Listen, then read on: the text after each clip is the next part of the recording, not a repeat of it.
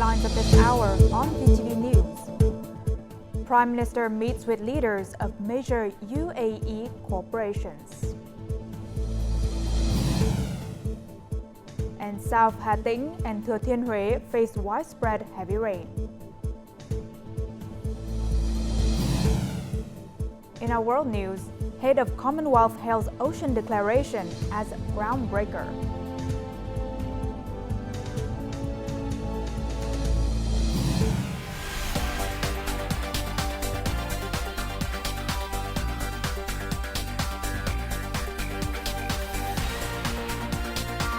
Broadcasting from Hanoi, the capital of Vietnam. VTV News starts right now. Good afternoon. It is 3 p.m. local time and you're tuning in to VTV News. I'm Nguyen with the top stories. Party General Secretary Tô Lâm attended the ceremony commemorating the 75th anniversary of the Party Central Committee Commission for External Relations on Monday. And for 75 years under the party's leadership, the Commission has consistently fulfilled its duties and significantly contributed to the country's development. Party General Secretary Tô Lâm praised the Commission's achievements while urging excellence in policy planning and effective implementation of the party's foreign policy across the entire political system and nation. The Commission's goal is to enhance Vietnam's contributions to the global revolutionary movement and promote regional and global peace and stability. It also seeks to develop a diplomatic team with courage, integrity, and expertise, prioritizing the nation's and people's interests above all else. The party leader expressed confidence that, building on its 75-year tradition, the Commission for External Relations will continue to excel in tasks entrusted by the party and state. Now, during his official visit to the UAE on Sunday night, Vietnam time, Prime Minister Phạm Minh Chính met with leaders of prominent UAE corporations. He welcomed cooperation and investment plans from companies like Prime and MDC, Abu Dhabi Ports, and Emirates Driving in Vietnam. The Prime Minister highlighted Vietnam's focus on three strategic breakthroughs, particularly in transportation infrastructure, including airports, seaports, and highways. He encouraged these corporations to explore deeper cooperations and investments not only in these areas, but also in emerging fields such as artificial intelligence, cloud computing, the Internet of Things, digital transformation, and green transition. Later in his meeting with the chairman of Lulu Group, one of the world's leading retail corporations, Prime Minister Phạm Minh Chính thanked the company for introducing high-quality Vietnamese products to consumers in the Middle East and globally through its extensive supermarket chain.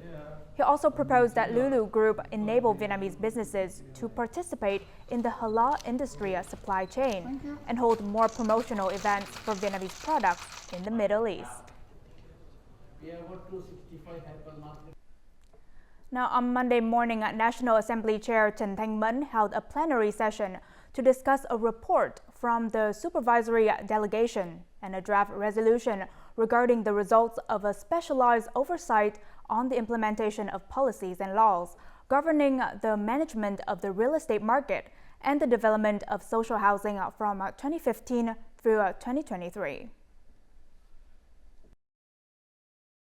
The government has organized numerous meetings and direct engagements with businesses to alleviate challenges and promote a safe, healthy, and sustainable real estate market. However, many representatives expressed concerns over rampant price inflation and speculative bubbles distorting the market. Property prices have surged, particularly in the condominium sector. Land auction prices and those for suburban properties have exceeded $4,100 per square meter. This speculative price inflation is the primary driver behind the recent spikes in real estate costs. Some investors manipulate prices, creating misinformation to exploit public sentiment for profit. I urge the government to implement robust measures to control land speculation. Real estate prices in major cities have skyrocketed, exceeding the actual housing needs of residents due to price manipulation, which is difficult to address. I recommend the government expedite taxation on second properties and explore measures to stabilize housing prices. The discussion centered on ensuring an adequate supply of social housing and addressing challenges in this sector. Several representatives highlighted a critical issue regarding the misapplication of eligibility criteria for social housing access. If an inspection were conducted, it would likely reveal individuals living in social housing who do not meet the eligibility criteria. This issue stems from various factors, including errors in reviewing applications for social housing and instances of legal circumvention for buying and reselling these properties. Consequently, low-income individuals face even greater barriers to accessing social housing. Low-income individuals often lack the means to save for a home, and many struggle to even cover bank loan interest. I propose that we increase the availability of rental housing for low-income earners, allowing them to rent indefinitely and transition to purchasing commercial housing when financially feasible. After this session, representatives will continue discussing the oversight results regarding the implementation of policies and laws on real estate market management and social housing development. Vietnam's Ministry of Industry and Trade has issued a directive to tighten regulations on e-commerce platforms. The directive stated that many international platforms were found to be operating in the country without proper registration, including Temu, Shein, and 1688.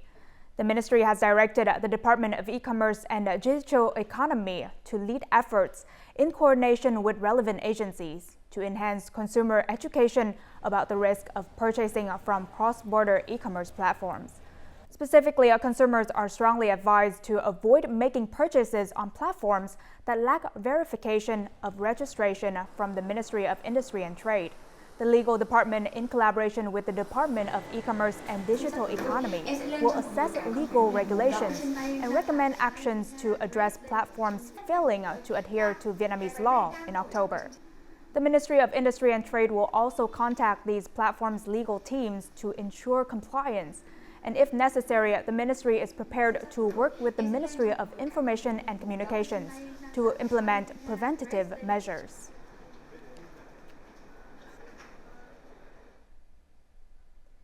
Foreign direct investment, or FDI, registered in Vietnam reached $25 billion in the first 9 months of this year, significantly contributing to economic growth. However, an additional $15 billion is needed to meet the $40 billion target for the whole year. Localities are now focusing on breakthrough measures, prioritizing green investment flows for sustainable development.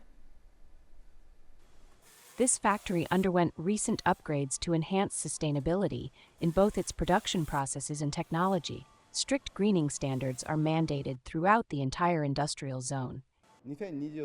We aim to reduce CO2 emissions to zero by 2030. The entire solar power system currently meets about 40% of the plant's total electricity consumption. Each locality is choosing its own approach to leverage its comparative advantages in attracting foreign investment. Bac Ninh is focusing on attracting high-quality investment flows and promoting sustainability. Meanwhile, Haiphong is creating new competitive advantages through institutional reforms and preparing clean land for top-tier businesses. We will continue to attract investors in line with the province's direction, focusing on sectors such as semiconductors, high technology, pharmaceuticals, and aviation. We will prioritize large-scale investors. The city has submitted a proposal to the government to establish a coastal economic zone in the southern part. This will expand the development potential of Haiphong City. Currently, investment policies and human resources are the most crucial factors in attracting investors. The value addition that is coming out of the FDI-driven manufacturing sector is not really translated into adding value to the domestic manufacturing sector. We need to bridge that link. Vietnam has established a large-scale semiconductor and AI ecosystem in the region. With efforts to improve institutional frameworks and develop human resources, localities will have more opportunities to attract substantial investment, realizing the aspiration to position Vietnam as a high-tech manufacturing hub in Asia. The requirement for traceability under the EU Deforestation Regulation EUDR poses an unprecedented challenge for Vietnam. Although Vietnam is the world's second largest coffee exporter, its supply largely relies on smallholder farms. While waiting for official guidance from the EU, sustainable coffee production is being actively pursued in cooperative growing regions to ensure compliance with strict European standards and readiness for export. Trong Agricultural Cooperative manages 60 hectares of coffee landscape, all certified under the 4C and Rainforest Alliance for sustainable farming practices. Proper harvesting techniques have led to improved coffee yield and quality. At first, the coffee harvested by local farmers didn't meet standards. They picked unripe beans, resulting in lower yields. Since joining this program, farmers now harvest ripe beans, leading to increased production and profits. Farmers are really happy. As a collaborating region with Intermix Buôn Ma Thuột, Đại Thắng Cooperative receives guidance and production materials to meet export standards, purchasing all coffee at prices about 45 cents per kilogram, higher than the market rate. In the past, production was fragmented. By joining the value chain, our output has increased and the products receive better pricing support from the company, leading to stable and high sales, so much so that we can hardly meet demand.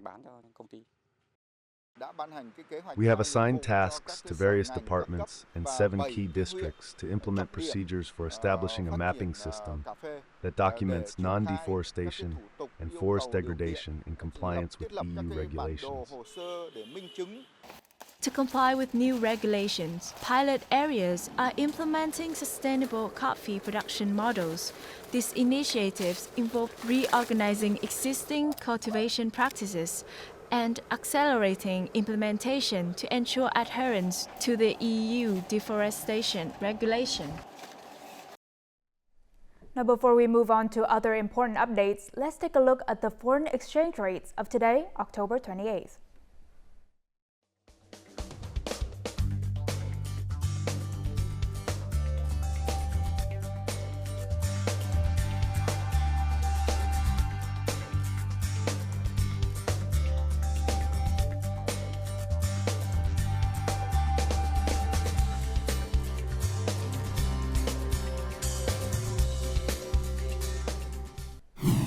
Coming up next on VTV News. South Hà Tĩnh and Thừa Thiên Huế face widespread heavy rain.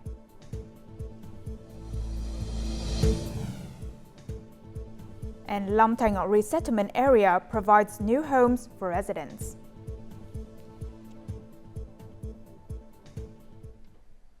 Now moving on to other news, the remnants of Typhoon Trami combined with a cold front are forecast to continue bringing heavy rain to central Vietnam. River levels remain high, with the Kiến Giang River in Quảng Bình province reaching emergency flood levels. Monday afternoon forecasts indicate that flood levels on this river at Lệ Thủy will stay above alert level 3, while other areas are slowly declining to just above level 2. Widespread deep flooding is expected to persist in the lower Kiến Giang River areas, but will gradually subside. Meanwhile, areas from southern Hà Tĩnh to Thừa Thiên Huế are forecast to experience heavy rains ranging from 100 to 200 millimeters, with some areas seeing over 350 millimeters. Additionally, thunderstorms with some areas receiving over 70 millimeters of rain are expected in the southern region and Bình Thuận province during the day and night.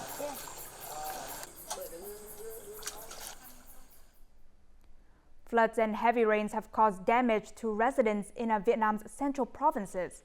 Heavy rainfall of 160 to 540 millimeters in Quảng Bình province on Sunday caused rivers to rise rapidly, submerging and separating many residential areas. At least one person has gone missing. Authorities and residents in low-lying areas remain on high alert overnight, prepared to implement response measures. Before Typhoon Trami approached, Long and his family moved their vulnerable belongings and valuables to higher ground. Although floodwaters receded, his family and other locals remained vigilant throughout the night, keeping a close watch on the situation. There are still many belongings in the house. We hung our clothes and items on 4 poles to avoid flooding. Authorities issued a level 3 flood warning as prolonged heavy rain caused water levels in rivers to rise rapidly on Sunday. Low-lying areas in Lan Thuy district are submerged and isolated. Local authorities evacuated more than 200 residents to safer places. As of Sunday night, task forces continued to evacuate many households in the most flood-prone areas. We deployed task forces to communes and towns to help residents cope with rising floodwaters. The military mobilized active duty soldiers to assist in search and rescue efforts in Lan Thuy district. Meanwhile, the Provincial People's Committee ordered officers to implement response measures to protect people's lives and belongings. Heavy rain continued in Quang Binh province as of Monday, posing risks of flooding in low-lying areas and landslides in mountainous regions. Authorities directed task forces to implement emergency response plans in case of adverse weather conditions. In line with the government's Project 06 and Model 34, a recent event launched the Digital Health Record and a Digital Labor Record on the VNEID platform. This initiative aims to integrate healthcare and labor services through VNEID. And at the event, an upgraded version of the technology platform was introduced. It's designed to simplify medical examination procedures, optimize healthcare resources, and establish synchronized connections between patients and healthcare facilities. This platform digitized the entire healthcare process from patient information management and medical history tracking to online health consultations and remote case discussions. According to the Ministry of Health's regulations, all personal health information will be integrated into the National Identification System, VNEID, allowing citizens easy access to and management of their health information.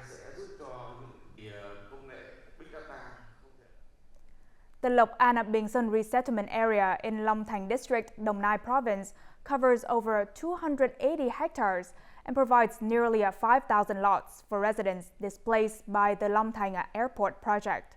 Numerous new and modern homes have been built, helping residents gradually stabilize their lives. Previously, Chom's family resided in Suối Châu commune, an area designated for the Long Thành Airport project. They relocated to the Lộc An Bình Sơn Resettlement Area, making way for the development and building a new home there. Here, the roads, schools, and facilities are all clean and well maintained. Everyone has access to clean, reliable water, and the community is very pleased. After moving to the Lộc An Bình Sơn Resettlement Area, Phie feels assured, knowing there's a kindergarten nearby. Having a school in the resettlement area makes it very convenient for me. I can drop my child off at school and then head straight to work. To ensure a smooth transition for residents in the Lộc An Bình Sơn area, Đồng Nai Province plans to invest in social infrastructure. However, the implementation of these projects has faced delays due to the prolonged pandemic over the past 2 years. Moreover, the budget cycle for the project from 2017 to 2021 has expired, requiring approval from the National Assembly for adjustments. The province has agreed to temporarily advance funds from the provincial budget. This decision was approved by the Provincial People's Council, which allocated $4.375 million for constructing schools in the resettlement area. 8 of the 11 planned social infrastructure projects in the Lộc An Bình Sơn Resettlement Area are now operational. As families settle into their new homes, additional houses are being built, instilling confidence in residents to pursue economic opportunities. Many people believe that classical music audiences are concentrated in middle-aged and older groups, while young people don't favor classical music because they can't understand or appreciate the genre. However, Vietnamese artists have sought many ways to collaborate with international peers on projects aimed at bringing high-quality live performances to young audiences and also inspiring young Vietnamese artists to pursue academic arts. For the first time, the Vietnam Airlines Classic, Hanoi Concert 2024, offered a top-tier musical experience for Vietnamese audiences. The concert featured the prestigious Russian National Symphony Orchestra and talented ballet dancers from the renowned Bolshoi Theater. Young audiences were thrilled by the greatest pieces of classical music, including famous ballet scores from Swan Lake, Sleeping Beauty, and The Nutcracker. This is a great opportunity for us not only to better understand Vietnamese culture, but also to make classical ballets more accessible to Vietnamese audiences. This is the first time I've attended a ballet performance featuring an opera symphony orchestra. This year marks the third time the Broadway-style musical Shrek on national tour has been staged in Vietnam. The musical dazzled more than 3,500 attendees with its stunning visuals and vibrant music. With them, they've taken on everything that I've worked on with them, and their technique's gotten better and better, their storytelling has gotten better and better. Vietnamese artists have dedicated themselves to numerous academic art projects, benefiting both local audiences and their community of fellow artists. This is a rehearsal for an opera concert rehearsal. 14 young artists are practicing under the guidance of voice teachers from Germany, Italy, and Japan. Inviting internationally famous artists and orchestras to Vietnam costs a lot of money. Therefore, we have been seeking support from organizations and sponsors who share common interests with us. Collaborations between Vietnamese artists and world-renowned art troupes have helped bring classical music and other academic arts closer to young audiences. The Lai Châu Culture and Tourism Week 2024 theme Return to the Majestic Peaks of Lai Châu will take place from November 8th to 10th, 2024 in Lai Châu City. This event will showcase the region's ethnic cultural spaces, selected OCOP products, and unique local agricultural goods. The program also includes a farm trip and a workshop on designing city tour packages. This significant event aims to preserve and promote the rich traditional culture of local ethnic groups while boosting tourism development. It will highlight Lai Châu potential, strengths, and unique tourism offerings to both domestic and international visitors. Tam Dao town features ancient architecture built by the French in the late 19th century, combined with modern-style buildings. And throughout its 120-year history of establishment and growth, Tam Dao had the privilege of hosting President Ho Chi Minh on 3 occasions. Today, Tam Dao stands out as an appealing destination for tourists. On Saturday, Vĩnh Phúc Province and Tam Dao District organized a program to celebrate 120 years of Tam Dao's development. Perched at an altitude of over 900 meters above sea level, the town boasts a cool and pleasant climate throughout the year. I see that this place is becoming increasingly innovative and developed. Thanks to its natural landscape, Tam Dao town is well positioned to develop its tourism economy. Both Tam Dao District and town are committed to becoming a high-end tourist and resort destination for the Red River Delta.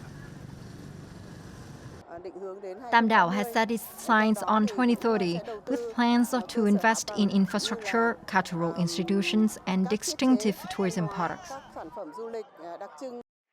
The 120th anniversary of Tam Dao's establishment and growth will inspire its citizens to work together, further enhancing the town and making it deserving of its status as Vietnam's 7th national tourist area and one of the world's top destinations. Coming up next in our world news. Nearly 130 dead and missing due to massive flooding and landslides in the Philippines. And head of Commonwealth hails Ocean Declaration as groundbreaker. Now moving on to our world news. The death toll and number of missing people from massive flooding and landslides caused by Tropical Storm Chami in the Philippines has reached nearly 130. Many areas remain isolated with people in need of rescue. At least 36 individuals are unaccounted for. Chami is one of the Southeast Asian archipelago's deadliest and most destructive storms this year, forcing more than 500,000 people to flee their homes. Dozens of police officers, firefighters, and other emergency personnel backed by 3 backhoes and sniffer dogs have been searching tirelessly for missing persons. The government has provided food, necessities, medical supplies, and financial support for those affected by the floods and landslides. And a recent study shows that tropical cyclones in Southeast Asia are now forming closer to coastlines, intensifying more rapidly and lingering longer over land. Iran's Supreme Leader Ali Khamenei has given a measured response to Israeli strikes on the country, saying the attack should neither be exaggerated nor downplayed, while refraining from pledging immediate retaliation. In his first public comments since the attack, Khamenei stated it was up to Iranian officials to determine how to convey the power and will of the Iranian people to the Israeli regime, and to take actions that serve the nation's interests. Meanwhile, President Masoud Pezeshkian said Iran would give an appropriate response to the attack. He warned that if Israel continued such aggressive actions, tensions would escalate in the West Asia region. The United Nations Security Council is scheduled to meet on Monday to discuss Israel's attack on Iran. The Israeli military targeted military sites in several regions of Iran on Saturday in retaliation for Iranian attacks, including a barrage of nearly 200 ballistic missiles fired towards Israel on October 1st. Egypt has proposed a 2-day ceasefire between Israel and Hamas. The plan includes the release of 4 hostages held in Gaza and some Palestinian prisoners, as well as the delivery of humanitarian aid to the besieged Gaza Strip. President Abdel Fattah el-Sisi, speaking in Cairo, stated that the proposal aims to move the situation forward. If implemented, negotiations would continue to make the ceasefire permanent. Egypt, along with Qatar and the United States, has been a key mediator in peace talks between Israel and Hamas since the war began over a year ago. However, months of negotiations came to a standstill in August. Now, according to a Commonwealth Secretary General Patricia Scotland, the Ocean Declaration, which member countries are expected to sign, is a groundbreaking agreement as it aims to fix maritime boundaries, even if small island nations eventually become unlivable. Representatives of 56 countries, most with roots in Britain's empire, are attending the Commonwealth Heads of Government meeting, Trong, in Samoa. More than half of the Commonwealth's members are small nations, many of them low-lying islands at risk from rising sea levels caused by climate change. What the Ocean Declaration seeks to do and to say is that once your marine boundaries are fixed, they're fixed in perpetuity. So no one can steal your island, even if they steal your land. And this is incredibly important because it will give real hope to many who are frightened and are feeling no one's watching, no one's listening, no one's caring, and that's not true. So this Ocean Declaration is a real groundbreaker. The Ocean Declaration also aims to boost financing to ensure healthy ocean ecosystems. I hope that when we go to COP29, there'll be no more promises, no more pledges, but there'll be real commitment, real money. I hope we'll get ocean advisors and climate finance advisors into every country that needs it, because then we will give them the resources that they need to do that which they must do to save their ocean and to help us save our planet. A World Meteorological Organization report earlier this year found that ocean temperatures in the Southwest Pacific are increasing at up to 3 times the rate worldwide, while sea level rise in the region is outstripping the global average. Now let's take a look at the weather forecast.